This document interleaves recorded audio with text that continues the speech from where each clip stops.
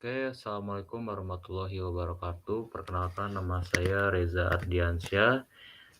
Di sini saya akan menjelaskan permasalahan yang dihadapi oleh kelompok saya dalam membuat aplikasi yang berjudul Sistem Prediksi Kebakaran Lahan. Namun sebelum itu, izinkan saya untuk memperkenalkan anggota kelompok saya. Yang pertama ada Wira Sanjaya, Elin Sophia, Habib Ismail Imanuddin, Imam Muhammad Menarsahi, lalu ada saya Reza Ardiansyah dan juga Lili Aulia Pusparani. Oke, kita langsung saja menuju materinya. Oke, latar belakang permasalahannya ini diambil dari kompas.com. Kebakaran hutan di dunia adalah salah satu bencana yang sering terjadi dan diperkirakan akan terus meningkat dan meluas yang dipicu oleh suhu yang panas. Nah, bisa kita deskripsikan di sini dari data yang kita ambil dari kompas.com bahwasanya kebakaran hutan ini bisa terjadi akibat suhu yang panas. Nah, suhu yang panas itu asalnya dari pemanasan global. Yang kita tahu sendiri, semakin tahun itu pemanasan global itu semakin meningkat, dan juga bisa kita lihat untuk kebakaran lahan sendiri kan tidak itu langsung terjadi, mungkin saja bisa ada campur tangan manusia gitu.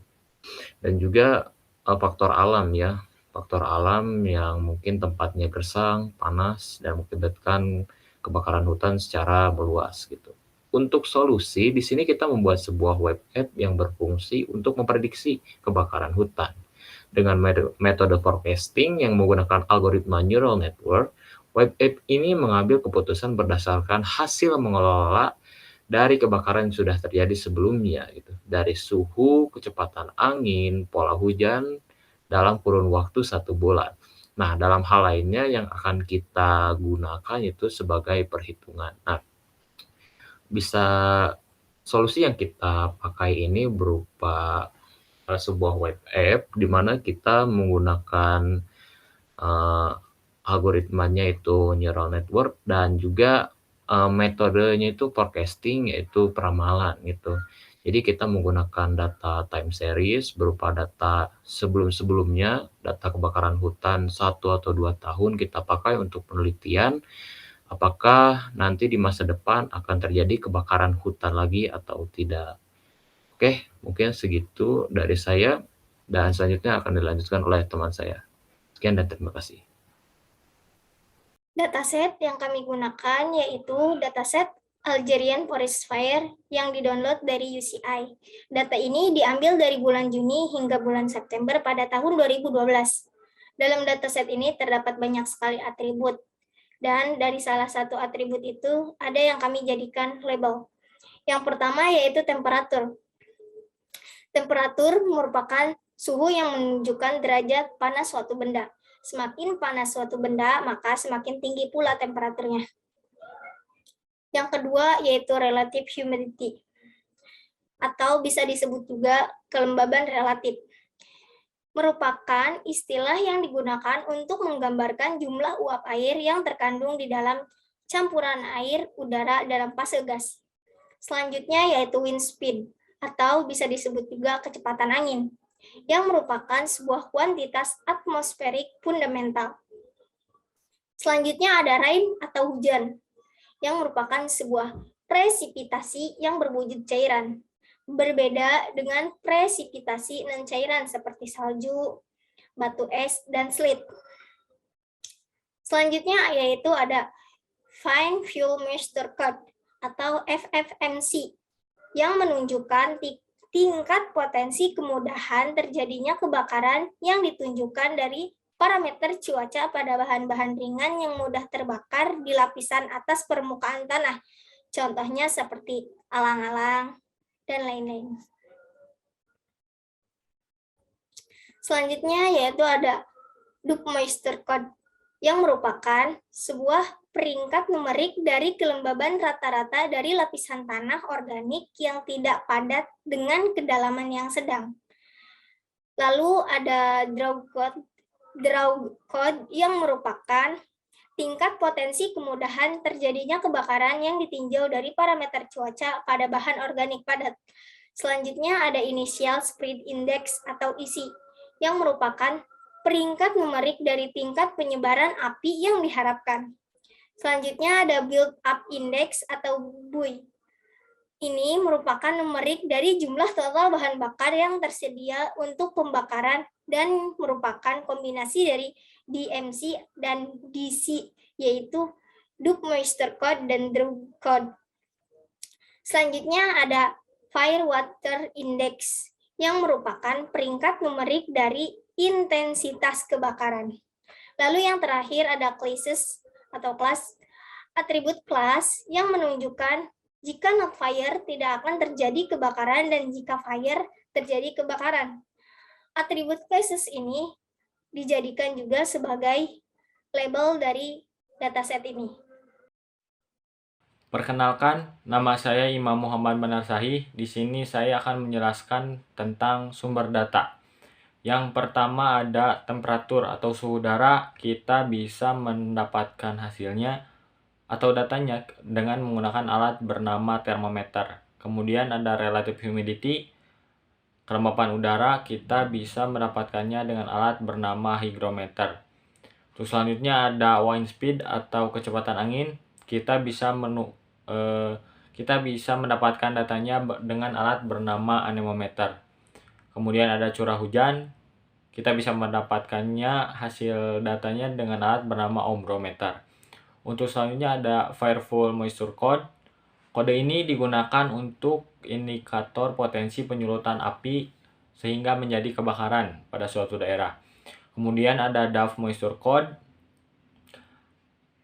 Ini adalah peringkat numerik dari kadar air rata-rata dalam lapisan yang dipadatkan secara longgar dengan kedalaman sedang pada suatu daerah.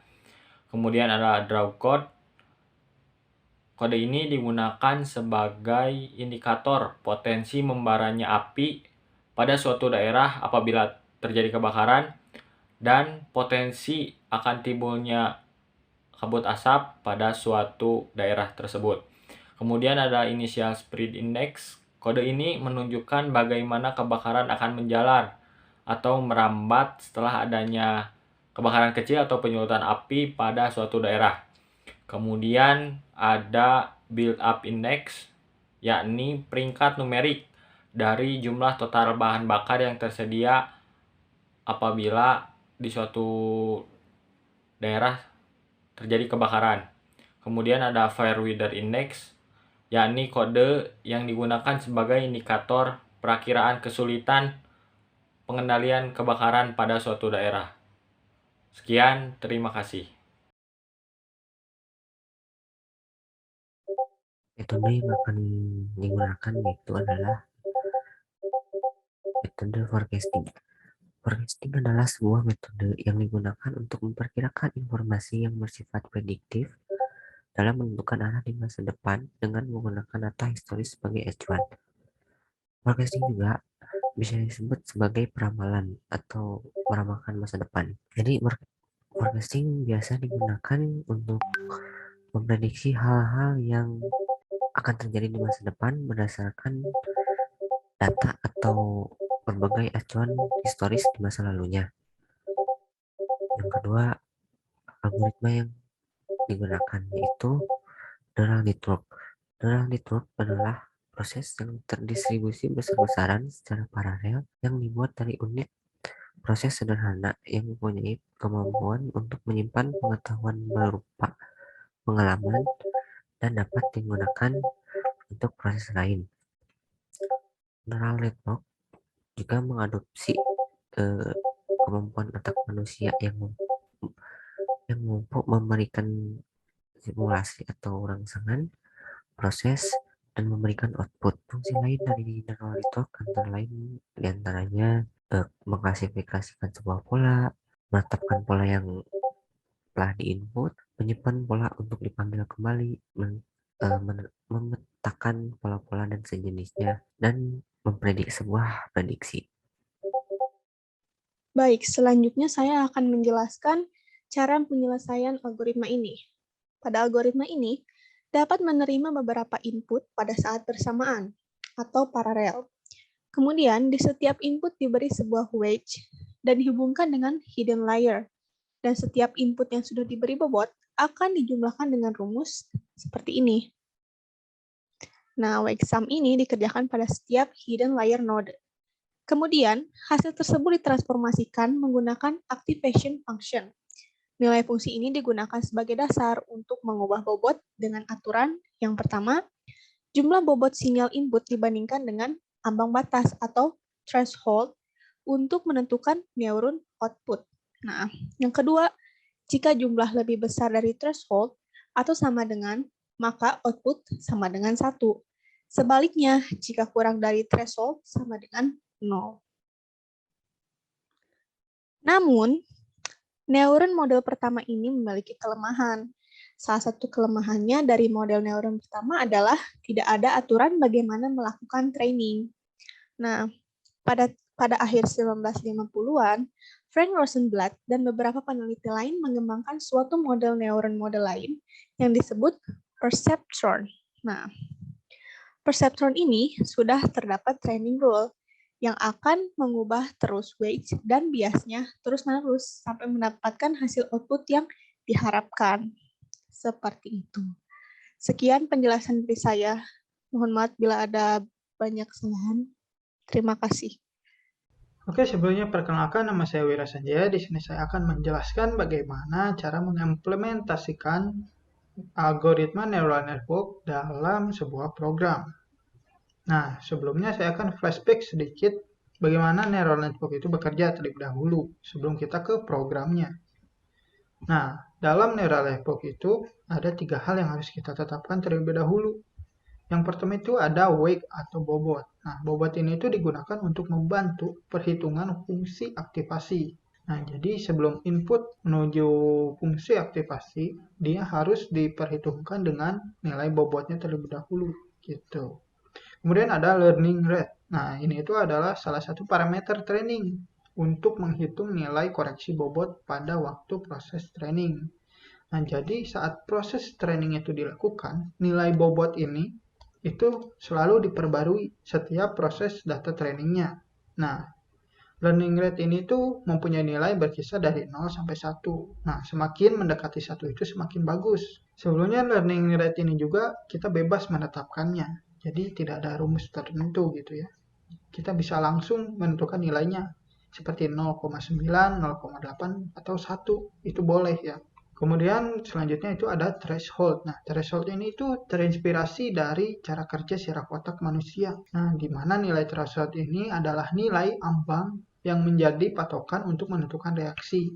Kalau di neural network ini, threshold ini digunakan untuk menentukan outputnya, prediksi dari outputnya. Oke, setelah kita mengetahui ada 3 komponen yang harus kita tetapkan nilainya, kita lanjut bagaimana bentuk neural network itu. Nah, di sini saya menyajikannya dalam bentuk gambar gitu ya, biar lebih mudah dipahami. Nah, oke, ini adalah bentuk neural network yang saya buat, di mana sebenarnya dalam neural network itu ada 3 layer.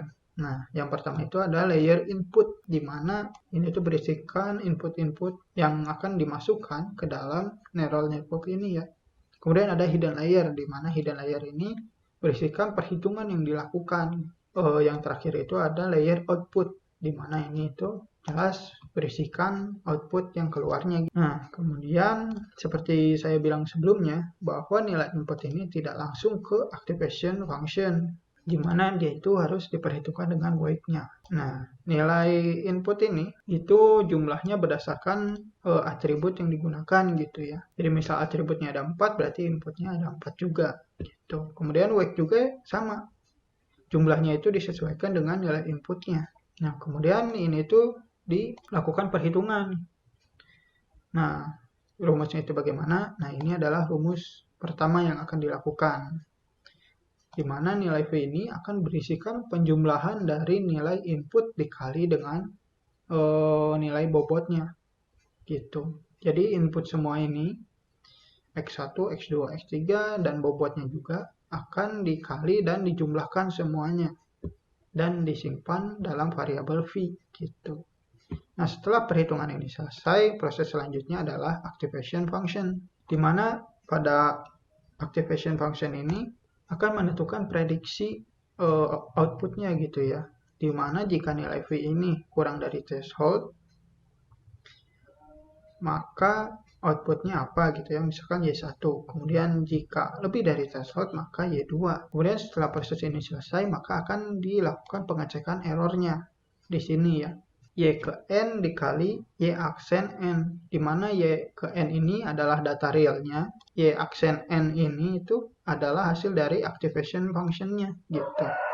Jika hasilnya 0 maka itu tidak error gitu. Kemudian setelah dilakukannya ini maka akan dilakukan pembaruan nilai bobot. Dalam menentukan nilai bobot baru ini itu memiliki rumus bobot lama ditambah dalam kurung N, nah di mana N ini adalah learning rate-nya ya, dikali hasil error ini, kemudian dikalikan lagi dengan X ke I, di mana X ke ini adalah nilai inputnya gitu, yang mana maka bobot-bobot ini akan terus diperbarui sebanyak data training yang dilakukan. Nah di sini saya sudah buat.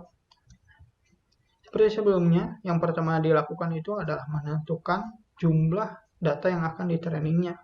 Gitu. 70% itu sudah bagus ya, 70% ke atas itu. Semakin banyak, semakin bagus. Gitu. Kemudian yang kedua adalah menentukan nilai weight-nya, di mana nilai bobot ini disesuaikan dengan jumlah input yang akan digunakan. Gitu. Kemudian ada learning rate. Nah, di sini itu ditetapkan 0,9 ya, karena semakin mendekati 1 itu semakin bagus. Kemudian ada threshold-nya, di sini bebas antara 0 atau 1. Ada dataset ORI. Kita ke proses selanjutnya itu adalah menentukan datasetnya gitu. Di mana training data ini itu mengambil nilai dari sini ya, training data ini 0,7. Jadi mengambil 70% dari data ORI ini gitu. Makanya di sini ditetapkan data ORI-nya gitu, jumlah semuanya. Kemudian ada menentukan list V ya, seperti rumus yang di sini gitu.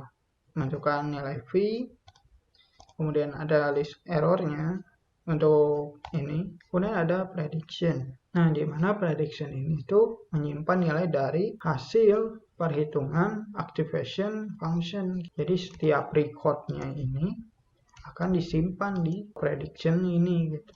Nah, kemudian setelah ini lanjut ke proses perulangan, di mana di sini itu saya menggunakan while. Nah, di mana while ini akan terus berjalan jika errornya itu lebih dari 0 gitu ya.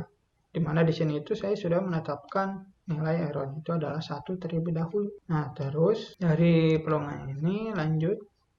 Nah, di sini saya menetapkan error terbaru yaitu 0. Kemudian setelah itu melakukan perulangan lagi, di mana perulangan ini akan dilakukan sebanyak dataset yang kita tetapkan, di mana sebelumnya kita telah menetapkannya adalah 70% dari data originalnya. Nah, kemudian di sini adalah value, di mana value ini akan menyimpan nilai dari hasil perhitungan V dari setiap record yang ada gitu ya, dari dataset ini. Nah, kemudian akan dilakukan perhitungannya gitu, di mana dalam perulangan ini akan menghitung nilai value-nya gitu, di mana nilai awalnya itu ada 0, kemudian ditambah terus menerus sampai data record yang ke I dari dataset ini itu habis ya.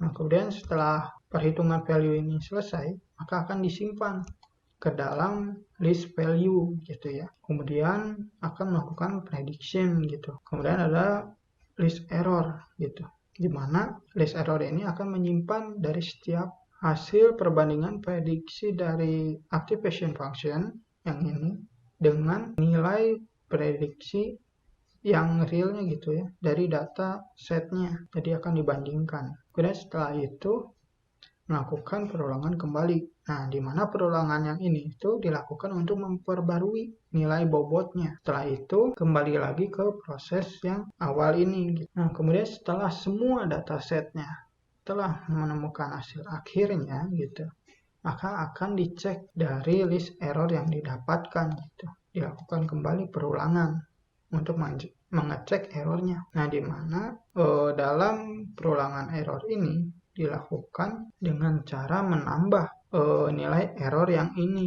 Makanya di sini saya menetapkannya adalah 0 karena di sini itu akan terus ditambah. Jika error ini tidak 0 gitu ya, hasilnya tidak tetap 0, maka akan diulangi lagi gitu prosesnya. Nah, ini akan terus bertambah Nah, terus setelah perulangan ini selesai, akan dicek kembali dengan while yang pertama ini. Apakah errornya masih lebih dari 0 atau tidak gitu. Jika tidak lebih dari 0, maka proses ini selesai gitu dan lanjut ke proses selanjutnya gitu. Nah, di mana proses yang ini itu mengembalikan nilai dari build-nya, nilai bobot terbaru gitu yang akan digunakan untuk prediksi nilai selanjutnya gitu ya. Lanjut ke proses B. Proses B ini kita menginputkan nilai data tes gitu yang akan kita prediksi nilainya. Setelah itu seperti biasa di sini value-nya kita tetapkan terlebih dahulu yaitu 0, kemudian prediction-nya di mana prediksi ini akan menyimpan hasil akhirnya apakah true atau false gitu atau yang lainnya ya. Nah, kemudian setelah itu di sini melakukan perulangan sebanyak atribut atau input yang kita masukkan. Seperti biasa menggunakan rumus mencari V. Gitu. Nah, kemudian setelah proses ini selesai, maka lanjut ke proses selanjutnya. Nah, akan melakukan prediksi perbandingan dengan threshold-nya gitu ya. Apakah tidak kebakaran atau kebakaran misalnya. Kemudian akan mendapatkan hasil akhirnya. Oke, langsung saja kita ke programnya. Nah, di sini sudah ada tampilan programnya, di mana di sini menginputkan nilai temperatur, wind speed, dan lain sebagainya. Di mana input-input ini ada keterangannya di halaman about. Nah, di sini sudah tertera ya, apa itu temperatur, relatif, kemudian ada wind speed, dan seterusnya. Kita kembali lagi ke home. Namun sebelum menjalankan prediksi ini, kita harus menginputkan data original atau data hasil riset yang faktual gitu ya. Nah, di sini sudah ada beberapa data berdasarkan fakta gitu yang diambil. Di mana dalam program ini itu mengambil data kebakaran yang terjadi. Di sini kurang lebih ada sekitar 120 data berdasarkan data fakta hasil kebakaran. Saya mendapatkan data-data ini bersumber dari UCI, di mana UCI ini berjudulkan Algerian Forest Fire, data kebakaran di daerah Algerian. Gitu. Ini yang harus kita siapkan gitu ya yang pertama. Nah, kita kembali lagi. Nah, maka di sini itu dapat melakukan proses prediksi gitu. Saya akan mengambil berdasarkan nilai yang ada di tabel UCI-nya gitu ya. Nah, ini adalah tampilannya. Di sini saya akan mengambil nilai dari record yang ini saja ya. Nah, kita tentukan dulu tanggalnya. Mungkin tanggalnya ini bebas ya. Kita tidak perlu sama juga tidak masalah. Karena dalam program ini tanggal itu tidak termasuk ke dalam komponen yang harus diinputkan gitu ya, atau tidak masuk ke dalam proses perhitungannya. Kemudian kita masukkan nilai temperaturnya di mana di sini 29, RH-nya itu adalah 61, kemudian wind speed-nya itu adalah 13, kemudian rain itu 1,3. FFMC-nya itu adalah 64,4. Kemudian DMC 4,1. DC-nya itu 7,6.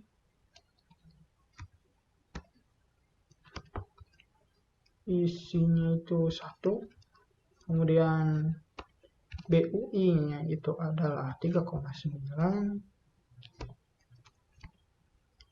Dan FWI-nya itu 0,4. Oke, semuanya sudah terisi berdasarkan nilai yang ini ya. Kita lakukan prediksinya gitu. Oke, maka akan tampil ya di bawahnya menampilkan nilai not fire sesuai dengan data faktualnya gitu. Nah, selanjutnya nilai ini itu tidak disimpan gitu ya. Tidak disimpan langsung ke dalam database-nya. Kemudian jika ingin menyimpan hasil recordnya itu, kita harus menambahkannya di data center secara manual gitu. Kita inputkan tanggalnya berapa, misalkan kemudian kita inputkan temperaturnya, RM, dan lain sebagainya. Dan menentukan apakah benar terjadi kebakaran atau tidak gitu. Jadi ini tuh harus disimpan secara faktanya gitu. Jadi bukan hanya prediksi saja gitu. Nah, itu untuk menyimpan ke dalam database-nya. dan di home ini itu hanya menjalankan prediksinya gitu. Oke, mungkin segitu saja yang dapat saya sampaikan, dan mohon maaf bila ada salah kata dari kelompok kami dan mungkin ada yang berbelit-belit. Mohon dimaafkan dan terima kasih sudah menonton video ini. Wassalamualaikum warahmatullahi wabarakatuh.